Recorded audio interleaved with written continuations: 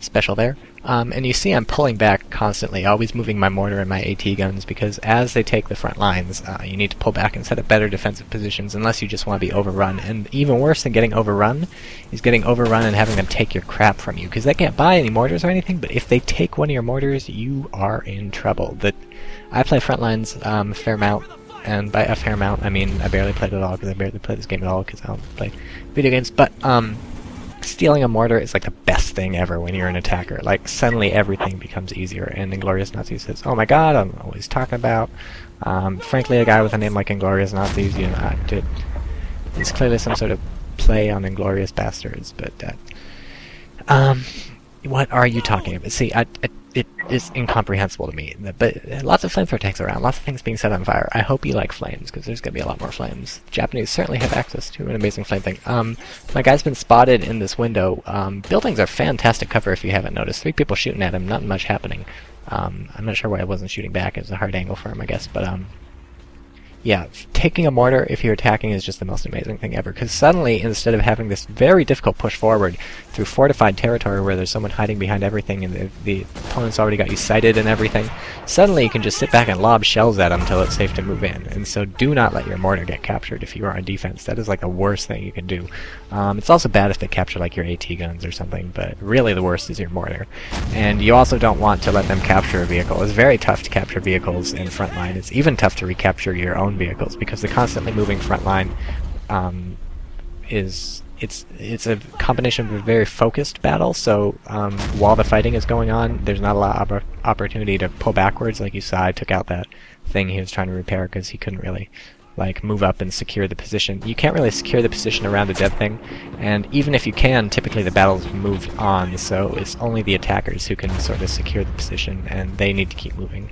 But you can capture a fair amount of tanks, as the attackers and the defenders are stupid enough to leave them lying around, and that goes doubly for the defenders in killing the attacker tanks. If you destroy an attacking tank, make sure you've actually destroyed it, like, for realsies. Like, don't let it just sit with the hull crushed, because you can be sure 10 minutes later that thing's gonna pop up again, or I guess you can be sure if you're playing against me. Most people are just gonna ignore the tank, but most frontline games when I'm attacking, I really don't pick up until halfway through the round, when I've repaired most of my allies' tanks from near death, and start rolling with a huge blitzkrieg. So he gets pretty close to my mortar, throws a grenade at it, but you see I'm quick enough to get my people away, and so is not the worse for wear, although he does kill the mortar, so that actually sucks. But I do have 2 tank crewmen alive, so always about pulling back and always repositioning. Unfortunately, that was a mortar shell that just decrewed my AT gun. Those guys are stunned, they'll get up, but I was pissed as hell because, you know, a mortar shell, where did that come from? They can't buy mortars. Oh, it must have been my ally's mortar! So he committed, like, at this point, I am feeling like my ally is worse than useless, because he is actually actively aiding the opponent in their conquering of me. I guess I'm being a little unfair, especially because they haven't taken the leftmost point where I was. They have taken the rightmost point, so that's kind of my fault, but, still, not super happy. Mostly I don't like him because he was saying stuff that didn't make any sense, and I tend to assume people who say things that don't make sense but are in English, I assume those people are stupid. Like, if it doesn't make sense and it's in Russian or something, that's my fault. I'll speak Russian. But if they're typing incomprehensible stuff in English, and they clearly speak English, as my ally does, then, you know, there's something not right in their head. Something not very smart. So if you take a look at the points in the upper right, we have 3,300, whereas they have 500, and that's to be expected. You make megabucks as defenders. I say as I buy some combat engineers to lay mines in the second round of defenses, because our last point is going to fall on the left, and boom, the front line has been captured. That means that our opponents can now see all the stuff we're looking at right now. Obviously there's fog of war and stuff, but that part of their map wasn't even opened up, and hopefully you'll see that when we get to the attacking video, which I believe I will split into 2 parts for YouTube. So this will be a 2-parter video split into multiple parts, because YouTube won't let me make anything longer than 10 minutes, because they don't like me. Some accounts get longer than 10 minutes, like, I don't know what's up with that. But I'm laying a bunch of mines, buying a couple AT guns, and whoosh, that guy's setting everything on fire. Very effective, very effective. Japanese certainly have an advantage assaulting built-up urban areas, because they can set many more things on fire with great efficiency compared to most of the factions in Men of War. Basically nobody can match the Japanese for efficiency in terms of setting things on fire, which is incredibly ironic considering we firebomb Japanese cities. Boom! Alright, so there's that fire dude. Unfortunately getting behind a building, which is not good. Get my combat mine dude out of there. That is technically a mine clearing vehicle, Minesweeper SSD, outfitted with a crap load of flamethrowers. So it's not going to it's not going to mind if it hits any anti-personnel mines, or maybe AT mines. I think AT mines will blow it up because they retrofit the mine clearing stuff, but it'll just plow through anti-personnel mines, as will most vehicles. Very light vehicles will blow up from anti-personnel mines, or at least lose a wheel or something. And you gotta be careful, because crewmen will bail out of those things. Crewmen will bail out of all sorts of things, but that thing, unless you hit one of the flamethrowers, typically the people inside are usually gonna live.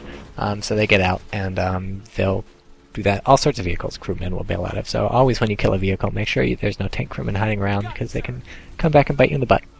That's no good. Buying, what did I just buy? Submachine gun squad. Yeah, submachine gun squad, very nice for close-in urban fighting like this. And I buy another mortar, because you can never go without a mortar. And Japanese making some progress, although you can take these small points back. As an attacker, or as a defender, you cannot take those large points back. If the Japanese take them, they're yours, or they're theirs forever, but you can take the smaller points back if you kick the enemy out of that. And so I was charging across this open field, then I realized, you know what, I have a mortar for fire support, my men are getting shot, I'm just gonna get behind sandbags and heal up while the mortar takes out my enemy.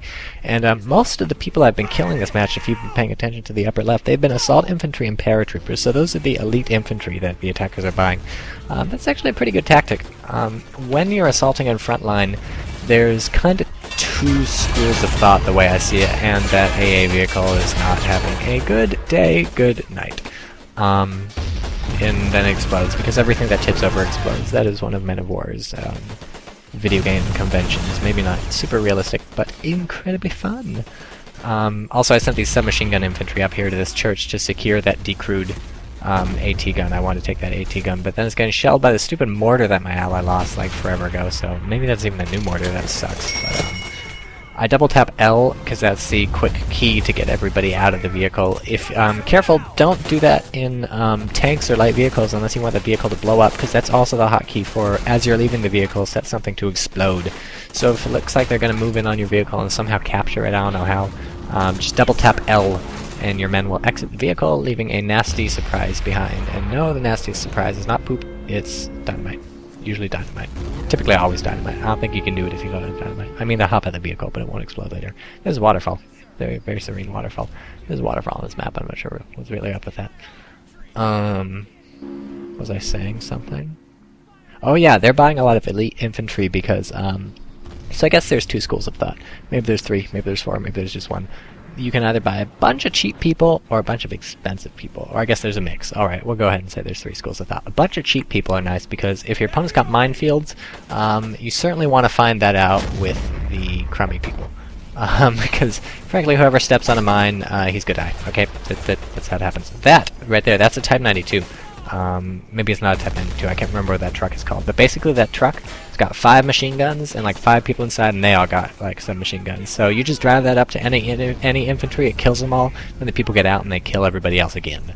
Unfortunately got hit by an AT gun, then he tried to sprint behind cover, so he just got shot by me. But that's a really nice vehicle for the Japanese. It's one of the most popular ones to buy in a normal match right off the bat to rush your opponent.